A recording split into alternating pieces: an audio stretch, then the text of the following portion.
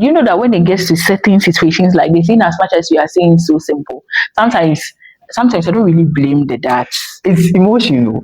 You can't blame. Yes. Let's say my dad has so much expectation from me, and I get pregnant when I'm in senior high school, and I'm my dad's firstborn, like my parents' firstborn.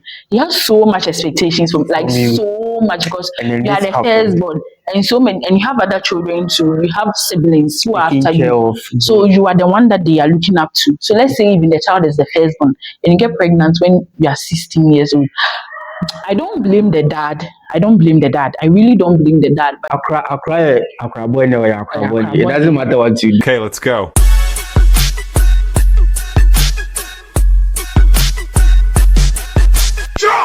Hello, welcome to another episode of Let's Really Get Into It. Today we have a very special session for you guys. Today it won't be our usual conversation that we'll be having. There is something different we'll be doing today. There is a post online my friend here Vasti saw, and then we want to discuss about it. I'll let you go ahead and then read the post. okay, it says my 16-year-old daughter is pregnant and doesn't know who the father is. She's terrified and needs support. My husband says she has disgraced the family and wants her sent away. I refuse. She is still a child, and right now she needs her mother more than ever.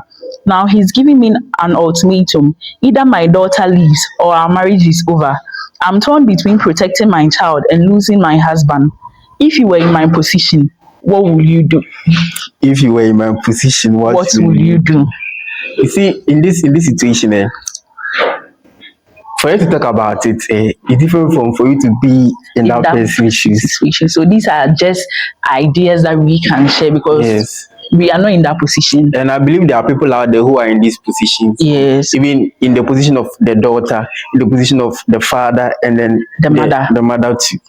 And looking at all these things, you see, from the lady's point perspective, she wants to keep the child, take care of the child, and then her to be grandchild. She being a lady, she understands that it's not easy to go through that. Yes. And then although as for her, she has a security, the security being her husband. But then the child now, is it from the post? Let me check. They don't know. The child doesn't know who the father is. The child doesn't know who the father is. So there is no security. There is no security. So she's all alone. She's Nobody all alone. to support her. And the only support she has now, the child, It's supposed to be her parents. supposed to be her parent. And then her father now is also telling her that because she has disgraced the family, he won't take care of the child. Before we continue, do you think it's a disgrace? It's a disgrace. Yes, because we know children are blessings from the Lord. So is it a disgrace or is it a mistake? Oh, you see, things happen in life. Yes. And then for you to train someone and have expectation from that person, and then the person disappoints you, in a way you get hurt. And then let's say you also have a reputation out there. Let's say you are a pastor. You are someone who always encourages people to live a life that won't end up in certain situation, and then your daughter ends up in that situation. You see, to you, it affects what you believe in. It affects what you are admonition outside. It's contrary to what you stand for. Yes, you get it. Let me say, it just go against everything that You've been teaching. Everything others. that everybody knows you stand for. Or maybe you had a friend, and then the friend's child went through that. The way you even handled it or advised Yes. your friend. And then in your mind, you're like, there is no way your child will go through that. Let's say you've trained her as a godly child, and Yes. right now she's pregnant. She's just 16 years. She's not even 18. 16 years. And she doesn't know who the father is, meaning that she didn't sleep with just one person. That's the thing. Yes, because if she you doesn't know, it that means she didn't sleep with just one person. she was doing a lot of things. Yeah, because if you slept with only one person, you know that this was the person I slept with. And as a lady, like, you can trace back to everything and know, oh, this particular moment, this was the person I slept with. So surely. So the fact that she doesn't know the father means that, let's say if the pregnancy is 3 months old, meaning within that 3 months, that particular time frame, she slept with more than one person. And she's just 16. You see. And then I believe too, you see, some of these things, You can't just pinpoint it to a particular scenario. No. It's a whole lot of issue. Let's look at from this point. Maybe the parent or the father might have been overprotective, and then the girl too felt that because of the overprotectiveness her father was imposing on her, any chance that she gets, and she wants to like explore. we should know that a 16-year-old child is probably in the senior high school. Yes, so that place she you is have in her the transition freedom. phase to Yes, do what she wants to do. the dad is not around, the mom is Yes. not around, so it's like you can do whatever you want to do there, especially if your school is not so strict. We have some certain senior high schools, they are very strict. Some of them are not as strict as the others. So Yes. if you are a child coming from a Christian home, you've always been told what not to do, like we were discussing the last time. And right now, you meet others doing all sorts of things. And they tell you, and then it influences you. You want to find out what they are saying. Because I remember in SHS, mostly when it was time for yesterday, I went to a girls' school, and you come and you see that they are doing makeups, doing it just for visiting. Ask yourself, what are they doing the makeups for? They are waiting for their beloved. They are waiting for. I wouldn't even say their beloved. They are waiting for those who come. Because we know that boys from other schools will be coming. So Yes. some of them, they are preparing for some of them that they've been talking to. So it's like that, especially when you're going for intercourses. So do you see how the girls dress? Hey, the boys, you to arrange your boys, the facial that we do, everything that I have to prepare. So she's 16. She's at that level, the peak. So the kind of education she receives from her parents are very necessary. Have you seen in most traditional African homes, like Christian homes, we tell the children, abstain. Yes. Forgetting to that, what if they don't abstain? So I believe, yes, it's good to tell your child to abstain, but you should teach the child that in case you don't abstain, this is the second thing. Yeah, that you should know. You should make sure you are protecting yourself, because it's not just pregnancy. Pregnancy means that there was no protection, so she can get an STD and live with it for the rest of her life. So in as much as we are Christians, I think sometimes because we are Christians, even having those conversations, if you don't have parents who are so open about it, you can't have such conversations with them. They sometimes feel like because they've been given that command that they should abstain from these things, it's in their mind, I'm supposed to abstain from it. So anything relating to it, I wouldn't bother to learn find about out it. it. Nobody is saying that you should maybe go and look into things that would influence you. Don't go overboard. We are not telling you to go and watch things. But then the little things that you're supposed to know, you know them. These are not common knowledge you're supposed to know. Although you are abstaining from these things, but you shouldn't. You see, from the post that you see, the girl is 16 years old, and I'm sure 16 years old, if she's not aware of the preventive measures and all those things, the pills they use, a whole lot of things that they do at that time. If she doesn't know these things, and it might be a one-time thing, and then it happened. You see, you know what's funny? It's mostly those who that they've been told to abstain. They're going to do it just once. They mostly get pregnant. You get it because they don't. Because even as a lady, you are supposed to even know your period, the cycle. Your menstrual cycle. The phases that are because there are like four phases. Four phases they are supposed to. Phase. They have so many phases. Even I know that there are phases that are supposed to. There are even a phase that when it gets to that phase that your hormones are so high that you get attracted to mostly the ovulation phase. The ovulation phase. Your hormones are at its highest peak. So that time that is recommended for couples who really want to have children. That is the best time. So it's like at that particular moment, one thing we have to realize is that God created our body. The fact that you are abstaining doesn't mean that your desires are also are awful. It's still there. It's still there. You have to know that, maybe in my period cycle, during this phase, this is how my body reacts. So I should be conscious of who I get to, or how maybe you even relate to the opposite sex. I was reading the write-up where the lady says that nice guy that you see during your ovulation phase is not husband, but it's because of your ovulation. So at that phase, it's like everything is at its highest peak. But this is the thing that they don't teach, even in school. I remember when we were in SHS, our biology teacher was supposed to teach, our core biology teacher. He raised that part and he just jumped the reproductive part. And I think it's because in school, you see, when it comes to teaching, but we are only girls there. Teaching in school, someone might say that I'm just learning to write exams. But So not, they wouldn't but really. she's 16. So imagine, luckily for me, I had a very good elective biology So teacher. that's why the parent doesn't leave everything to the student that, oh, maybe because she's going to school, she's supposed to know. So these things. everybody has a role to play. The student herself, the teachers, your parents, even the church Has a role to has a play. role to play, because I feel like if we are giving teens and adolescents the ideal education they need to know about sex education, not like this, how they should go and have, no, there are certain things they must know. Because when people reach certain age, you can't just assume that, yes, because I've told you that, that's it, be pure, like stay abstain. So everybody is going to, not everybody has that chance. Some people can't, honestly speaking, and some people too, it will be a mistake. It can even be a mistake. Some people can get drunk and anything. So I feel if they are to Yes, know, you see, about getting dragged. As parents are supposed to let, children know, if you are being overprotective over your child, you are supposed to also educate them about the because not situation everybody they is a can good end person they like can you end are. in. Not everybody is a good person like Yes. you are. And one thing too is, I've read this book, Francine Rivers' book, where a lady, she had been a virgin all her life and she got raped because of the trauma. She went to the hospital and she didn't take the protective measure. But we all know that there are these pills that they have that, like, if this girl, let's say if she was aware right after whatever happened, whether it was a mistake or whatever, there are certain protective pills you can take. I think it's 72 hours. 72 hours, the frame. So you can take it 24, 48, or 72 hours after you've had sex. So if she knew something like this, she could have taken it.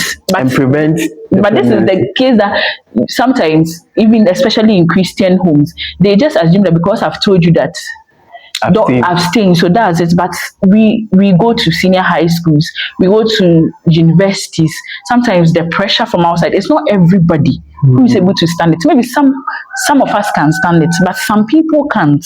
So I feel like it's better if, after teaching the child, like, abstain, that is the best thing, then you teach the child the next thing. And I think that even if telling your children or your child to abstain shouldn't end there, you're supposed to let the child understand why she's abstaining from those things. You see, if you just put it as a command to them that abstain, you see, naturally human beings, we try to be rebellious or Sometimes not you're go curious about certain things.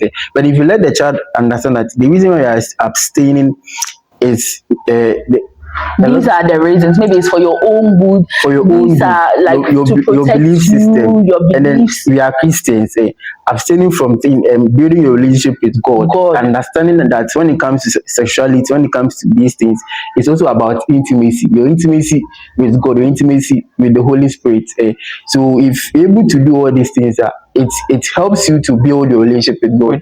If you let your child understand these things, you wouldn't just see that thing to be something difficult for him or her to do. She would understand that, oh, the reason why I'm not supposed to do this is because of this. And even if I end in that situation, I will know how to go about it, because people get raped always, like I was saying. So because one thing, sometimes I really sit down and, like, I think about it. Just imagine somebody has raped you and you're a Christian and you're keeping the child. Like, those topics, sometimes we fight against those things. I don't want us to go so much into those things, but sometimes it's not easy. Like, you just put yourself in the person's shoe. This girl that I was talking about, she was a virgin. She had never, that was her belief that she was going to get married a virgin. And somebody rapes her, and it didn't just end there. She got pregnant. And everybody around her was acting as if it's her fault. Even her fiancé that she was supposed to get married to, he left her, that it's a disgrace. And you're supposed to keep that child because you're a Christian and our belief system is against certain things. Just imagine, put yourself in that person's shoe. It's not as easy as you see certain things. It's very difficult. Well, it's traumatizing. Maybe because I'm a guy, I wouldn't really know how to. Because relate. Like, you just imagine, somebody has abstained that she's about to get married and she gets raped. and she conceives, and she's supposed to keep the child because she's a Christian. That's what the Holy Spirit told her to do, not to get rid of the child. Even within that 9 months of keeping the child, though, you're supposed to keep the child through 9 months. Not the 9 months doesn't just end there. Afterwards, you're supposed to take care of the child. She was attending a Christian university. They sacked her because of that. But she didn't go and have sex. She was raped. You see? And they sacked her. Everybody around you has abandoned you.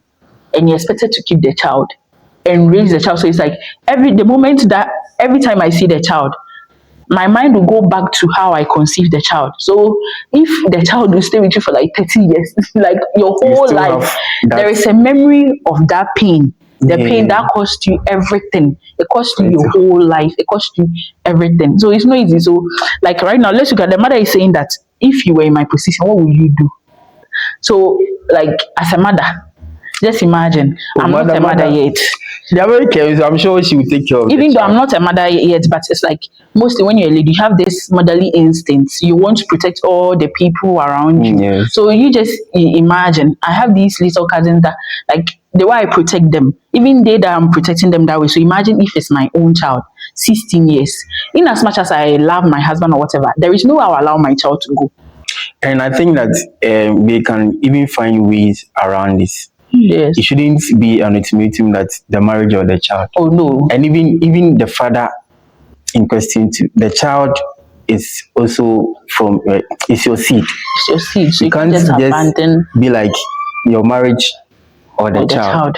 I feel like at this particular moment is the tension at stake. The dad is angry. When it comes to those things, mostly the dads, the way they react is different from the way the mothers act because the expectation is too high, and then for the child, the 16-year-old girl to get pregnant, to the father is very heartbreaking. Oh, it's heartbreaking, but I feel with time, the mother should not abandon the child because with time, there is a popular pastor that even his child gave birth, like she gave birth at a very young age. But right now, she's a pastor.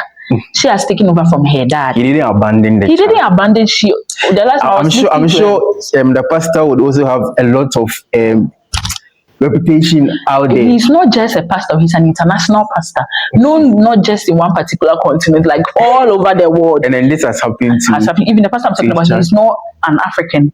You see, but right now, the lady is a pastor, and when you listen to her, I follow her. When you listen to her, she was sharing her story. She says that whoever she has become today is because her dad and her mom stood by her. Because I think she too was the same age, around 15 or 16 years when she got pregnant. It was around 15 or 16 years. But her mom took the child, took care of her, took the child from her. Then she went ahead to further her studies. Right now, she's the one who has taken over from her dad. Though her dad's male children are there, but she's the one who is heading her father's child. And when you listen to her preaching, when you listen to her like speaking, you say that wow, this woman really has the Spirit of God. So I feel like the dad is angry. So one thing the mom can do right now is you take your child, but if you have a relative, you can allow the child go and live with the relative for a while. When the man is okay, when your husband is okay and he's a bit calm, then you bring the child back home, because when he sees the child with time, he will become okay. He won't be angry forever.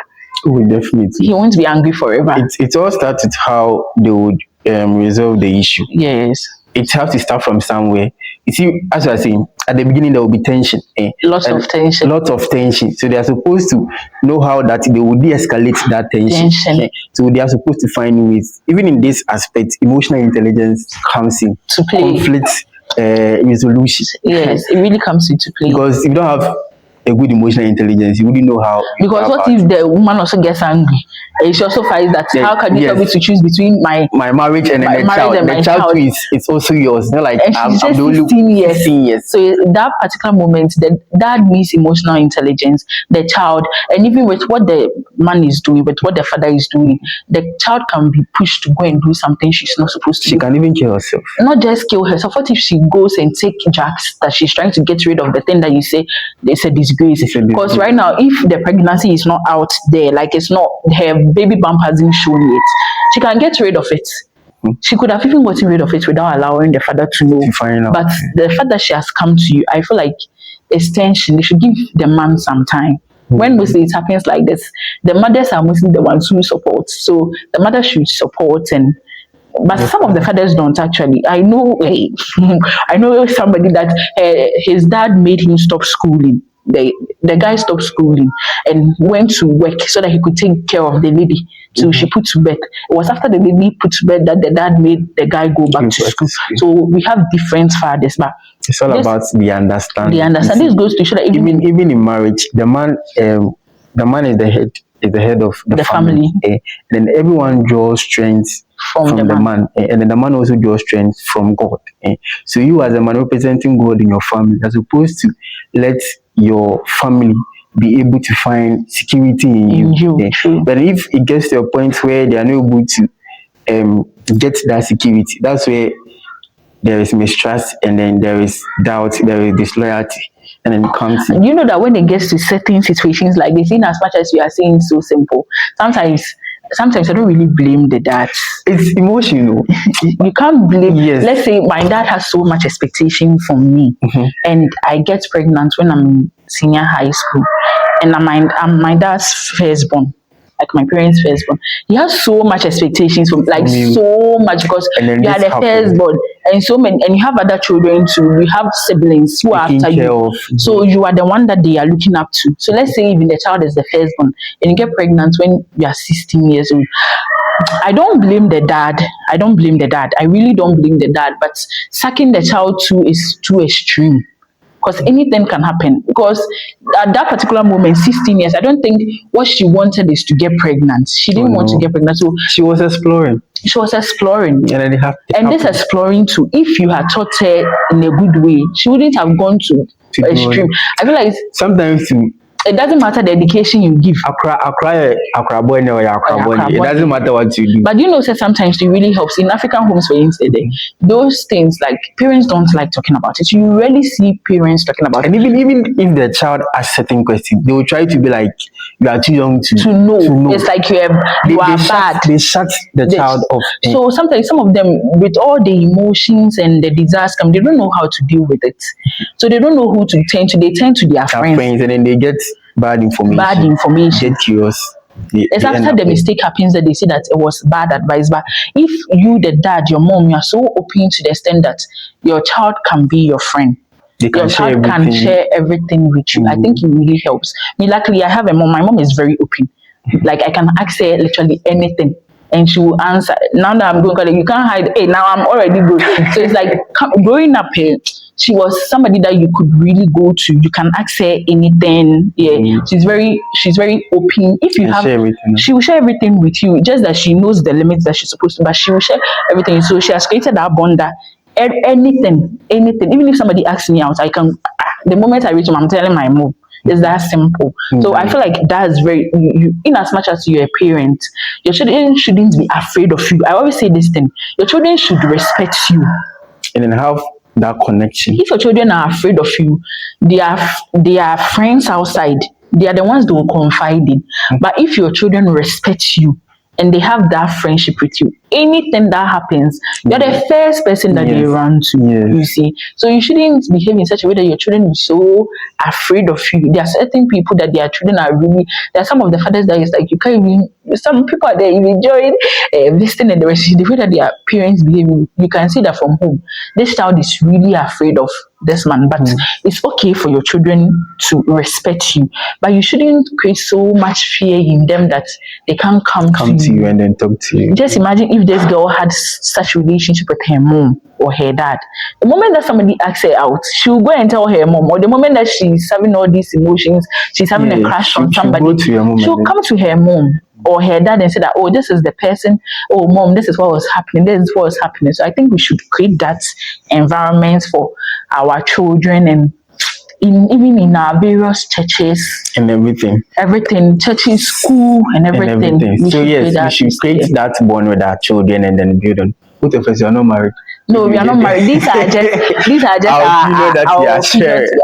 Yes. But in as much as we are not married, it doesn't mean that we don't have those opinions, because we were once children, and what we wanted from our parents, or the help we needed, that's what we are putting out there, so that parents and leaders who know how, especially youth leaders, you should bring them That's closer one. to you, especially when they reach that teenage, that puberty age. A lot of emotions and different things are going on that they don't understand. Yes. Yeah, so it's very necessary. So we would like to end here. We want to know your view about it. Comment in the comment section that what do you think about what the woman was the post that we discussed about, that as a lady or maybe the child and then the father in that situation, what would you have done? Thank you for watching this video. If you like, please subscribe, share, and then comment. Bye.